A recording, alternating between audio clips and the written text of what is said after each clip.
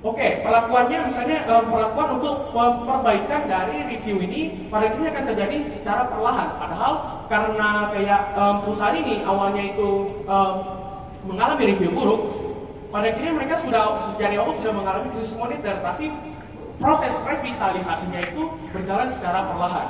Nah, kemudian dampak pada level individu. Kenapa pada adanya teknologi maju ini dapat menyebabkan yang namanya persaingan tidak etis ini? Oke, adanya teknologi maju membuat individu ini termanjakan karena misalnya seperti contoh adanya aplikasi Gojek di mana kita bisa mengorder makanan dari rumah yang menyebabkan bahwa mereka tidak perlu lagi berbelanja di toko offline sehingga menyebabkan toko offline tutup. Ini maksudnya bagaimana? Kita ambil contoh misalnya di zaman dahulu kita itu kan kalau misalnya berbelanja ingin belanja toko baju dan lain sebagainya kita berbelanja secara offline kan pergi ke kota kita belanja di kota. Namun semenjak adanya online shopping ini mereka pada akhirnya kita tidak perlu lagi pergi ke toko-toko tersebut untuk belanja begitu. Karena kenapa? Karena di online shopping itu jauh lebih murah dan pada akhirnya ya persaingannya itu menjadi tidak sehat begitu. Nah, even if misalnya tim oposisi menyatakan bahwa merupakan kesalahan toko bahwa tidak ikut perkembangan. Akan tetapi perlu diketahui bahwa misalnya walaupun misalnya toko ini sudah membuka yang namanya online shop, pada akhirnya apa? Harga mereka tidak akan mampu menyaingi mereka-mereka yang merupakan agen-agen yang buka toko di online shop. Baik, saya rasa sekian saja. Terima kasih. Waktu yang dihabiskan oleh pembicara satu dari tim pro adalah 5 menit. Kepada pembicara satu dari tim kontra, saya persilakan.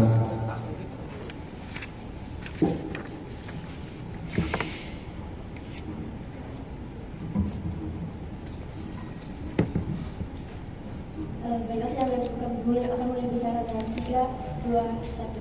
Dewan juri, saya sebagai pembicara pertama dari tim kontra akan menutup perdebatan pada hari ini dengan mosi perkembangan teknologi dapat menjadikan persaingan bisnis masih tidak etis. Pertama-tama saya akan mengklarifikasi kembali karakteristik yang dibawakan oleh tim pro dan di mana mereka membawakan bahwa ketidaketisan sendiri merupakan penyewaan untuk memberikan latih-latih klik pada media sosial misalnya. Dewan juri, definisi yang dibawakan oleh tim pro terlalu sempit, seakan-akan mereka mengatakan mereka terus mengklarifikasikan bahwa semua aktor di dalam media sosial merupakan penjahat. Dewan juri. Yang kedua, mereka terus-menerus mengkhawatirkan dan menakutkan akan adanya plagiarisme di dalam media sosial yang mereka bawakan. Dewan juri, plagiarisme akan tetap terjadi di perusahaan-perusahaan non sosial media juga, Dewan juri, sehingga ketakutan akan tim pro terhadap plagiarisme itu akan tetap terjadi walaupun di sosmed atau tidak di sosmed, Dewan juri. Dan tim pro dan ketika ketakutan tersebut akan plagiarisme yang terjadi di sosmed tidak akan seburuk itu, Dewan juri, karena pada akhirnya tanpa teknologi pun plagiarisme merupakan resiko dari semua pebisnis. Kemudian saya akan mengkarakteristik kembali karakteristik dari tim kami, yaitu yang pertama adalah perkembangan teknologi, yaitu misalnya semakin banyak sosmed yang berkembang untuk melakukan penjualan secara online, misalnya TikTok, Shopee, Tokopedia dan lain sebagainya dengan mekanisme yakni penggunaan berbelanja secara jauh. Adapun aktor-aktor yang akan kami bawakan di perdebatan pada hari ini, yaitu perusahaan-perusahaan besar, perusahaan-perusahaan kecil, dan target-target pemasaran ataupun target marketing, Dewan juri. Dan ketidaketisan yang akan kami bawakan merupakan misalnya penerapan harga yang tidak adil ataupun ilegal. Ketika perusahaan-perusahaan yang dianggap besar, mereka dapat melakukan bekerja sama untuk menetapkan suatu harga dan menghindari persaingan serta untuk mengendalikan pasar, Dewan juri. Hal ini merupakan ketidaketisan yang akan kami bawakan. Hal ini tentu akan merugikan konsumen dan merusak asas persaingan yang sehat di antara perusahaan yang besar dan perusahaan yang kecil, Dewan juri. Hal ini dapat mengakibatkan harga yang menjual tinggi dan pengurangan pilihan untuk konsumen, sehingga sisi etis yang dilanggar adalah persaingan yang tidak sehat ataupun adanya monopoli pemasaran, Dewan juri. Kesempatan yang sama antara perusahaan besar dan perusahaan kecil yang menguasai pasar dan peningkatan kompetensi yang sama. Dan dapat kita bayangkan ketika tidak adanya teknologi yang semakin berkembang, kompeten perusahaan besar yang memiliki akses yang besar dapat menjadi penguasa pasar, Dewan juri. Sedangkan perusahaan kecil akan sulit untuk menguasai pasar karena mereka tidak memiliki akses ke teknologi. Sedangkan kita bandingkan ketika adanya perkembangan teknologi yang semakin pesat, maka hal ini akan memberikan kesempatan untuk pengusaha kecil yang akan memberikan kesempatan etis yang adil untuk perusahaan kecil untuk bersaing dengan perusahaan yang namanya sudah besar, misalnya dengan melalui misalnya ketika mereka memiliki akses teknologi, mereka dapat melakukan endorsement ataupun konten-konten dengan teknologi tersebut untuk memasarkan manajemen mereka, Dewan juri. Sehingga sehingga perusahaan-perusahaan besar dapat dikalahkan pada akhirnya oleh berbagai UMKM yang dapat berlanjut pesat karena konten-konten ataupun pemasaran yang mereka lakukan. Sehingga persaingan bisnis untuk membrandkan produk mereka dan memasarkan produk mereka akan menjadi etis pada akhirnya Dewan Juri. Kemudian contoh lain yang lebih realitas adalah penjualan bensin eceran dan penjualan bensin pom mini ataupun SPBU. Ketika penjualan bensin dengan pom mini menggunakan tenaga kerja manusia tanpa menggunakan perkembangan teknologi, yakni masih menggunakan colong secara manual dan memasukkan bensin tersebut secara manual dengan misalnya penjualan bensin secara SPBU di mana mereka menggunakan perkembangan teknologi. Dewan Juri kita lihat bahwa pada akhirnya nyatanya di kehidupan sekarang persaingan tersebut tetap akan ada dan persaingan tersebut merupakan persaingan yang etis dan adil saja. Dewan Juri tidak adanya ketidaketisan yang dikhawatirkan oleh tim pro di antara penjualan eceran dan penjualan pom yang menggunakan mesin. Keduanya pada akhirnya akan tetap ada pelanggan karena apabila misalnya mereka yang khawatirkan adalah kesenjangan harga misalnya, karena Dewan Juri persaingan ini tetap akan etis saja dan persaingan ini akan menjadi persaingan yang sehat karena at the end of the day dunia akan tetap membutuhkan teknologi Dewan Juri. Even if semua teknologi dihapuskan, akan tetap ada pembisnis yang melakukan hal-hal yang tidak etis di dunia bisnis Dewan Juri. Kemudian persaingan bisnis yang dapat kita ketahui bahwa dan tidak dapat kita pungkiri bahwa persaingan di dunia bisnis akan tetap ada, di mana salah satu pihak memiliki penjualan yang lebih baik karena beberapa faktor misalnya. Kemudian ada pun contoh lain yang akan kami bawakan itu misalnya kita memiliki dua toko yang menjual barang-barang yang sama, misalnya mereka sama-sama menjual kue Dewan Juri dan mereka persaingan tersebut dilakukan karena misalnya toko pertama memiliki privilege yang tinggi sedangkan toko pertama yang masih mulai dari awal Dewan Juri dan persaingan ini pada akhirnya terjadi karena variasi atau pemasaran masing-masing dari toko tersebut Dewan Juri. Sekian dari saya, terima kasih. Waktu yang dihabiskan oleh pembicara satu dari tim kontra adalah 5 menit. Kepada pembicara 2 dari tim pro, saya persilakan.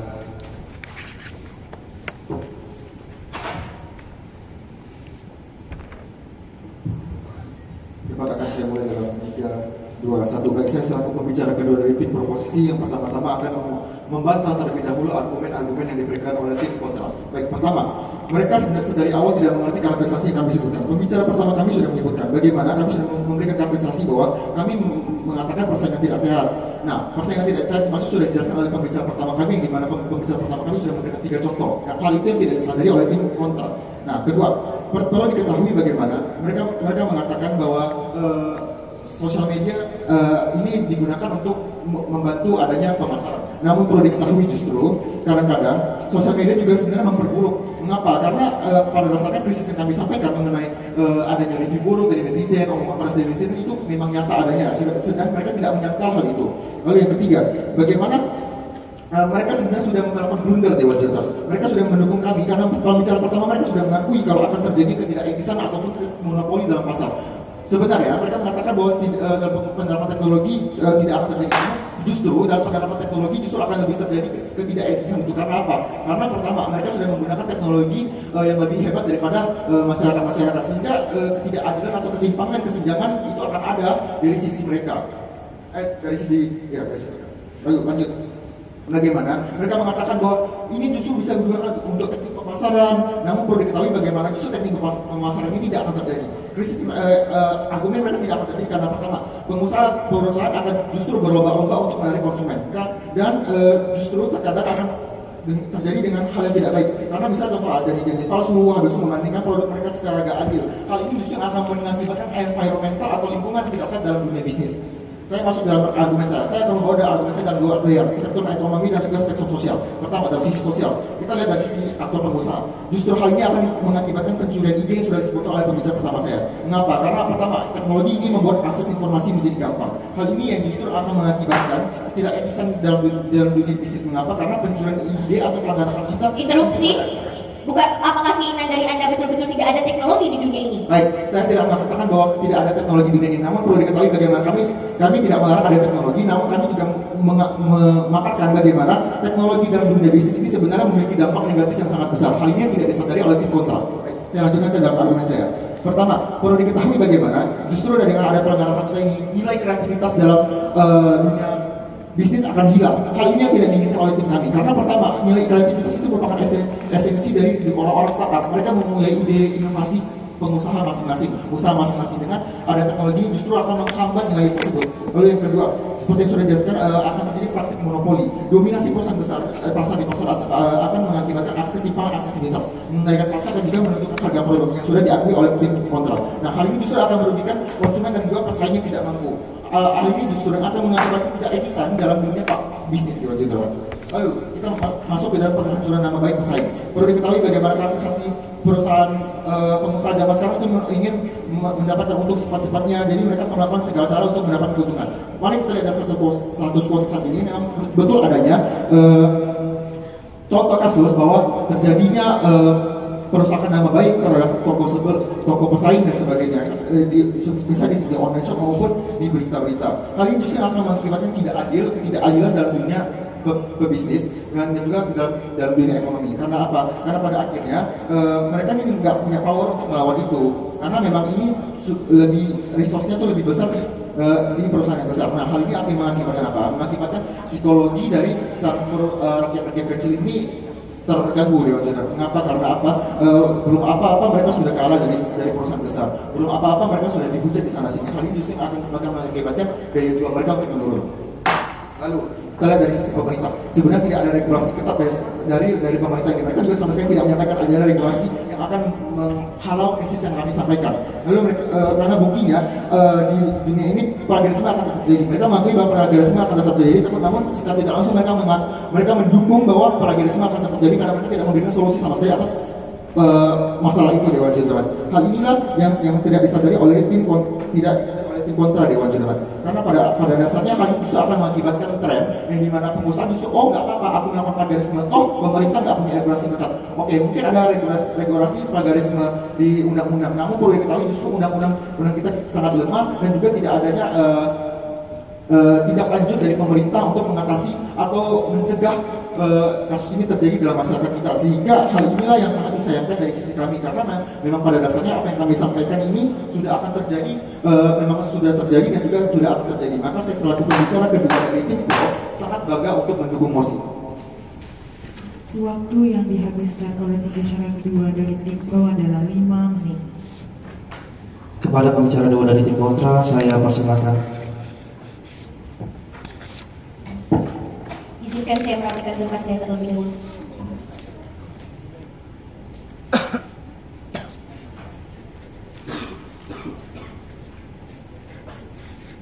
Saya akan mulai berbicara dalam 3, 2, 1. Dewan juri yang terhormat, sebelum memasuki argumentasi saya, izinkan saya memindas tim pro terlebih dahulu. Mereka dengan argumentasi yang mereka bawakan tidak menghasilkan apa-apa. Dewan juri yang terhormat, mari kita lihat bersama apa yang mereka bawakan. Mereka mengatakan teknologi sangat buruk, dengan adanya teknologi akan adanya plagiarisme, akan adanya banyak sekali dampak yang terjadi, akan adanya hal buruk yang terjadi, akan menghancurkan UMKM. Namun mari kita lihat Dewan juri yang terhormat. Pembicara pertama mereka mengatakan bahwa lihat zaman dulu bahwa di zaman tidak adanya teknologi, orang-orang bisa belanja ke pasar, orang-orang bisa pergi ke pasar dengan tanpa adanya orang-orang dapat pergi ke pasar dengan offline Dewan juri yang terhormat. Tetapi pembicara kedua mereka mengatakan bahwa mereka tidak menolak akan adanya teknologi. Bukankah itu jomplang Dewan juri yang terhormat? Bukankah jika kita ingin kembali ke masa lalu kita tidak menggunakan teknologi? Mereka membawakan mosi ini sangat utopis, di mana mereka mengatakan teknologi merupakan sesuatu yang sangat buruk,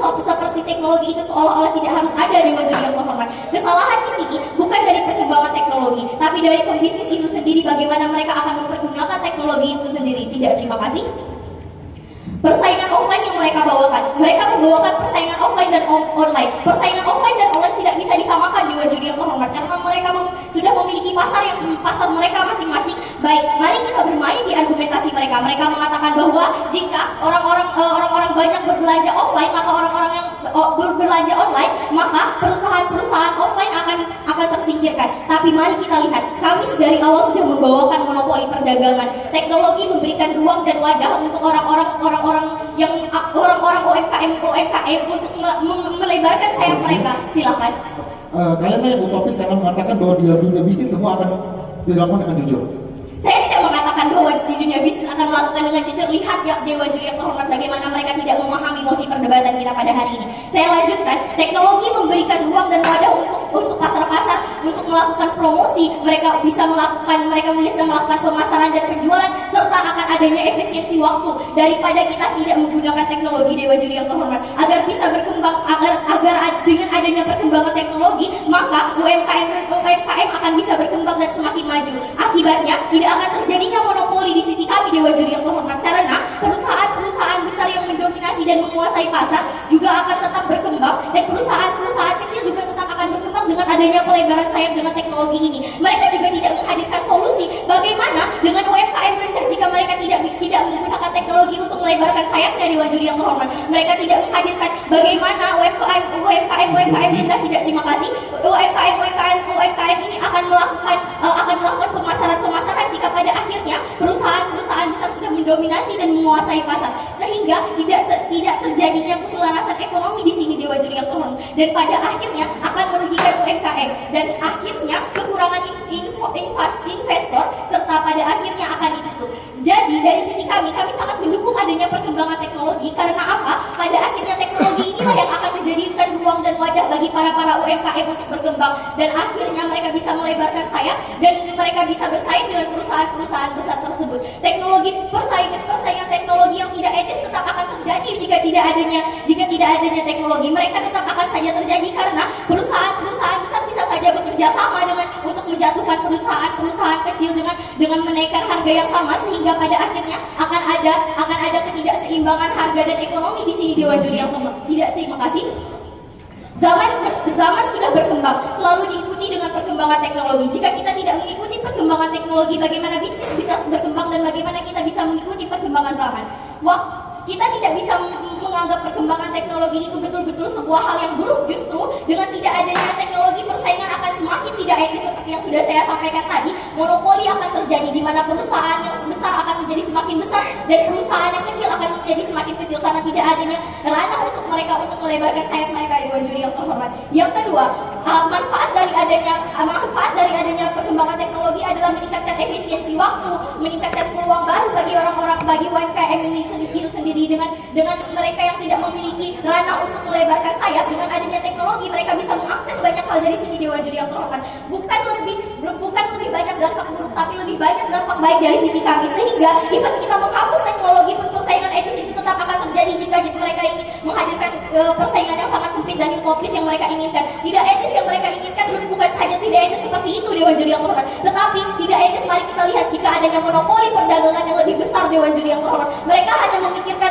bagaimana adanya plagiarisme, tapi mereka tidak memikirkan bagaimana jika UMKM ini akan ditutup dengan tidak adanya perkembangan teknologisnya. Dari saya, terima kasih. Waktu yang dihabiskan oleh pembicara kedua dari tim kontra adalah 5 menit.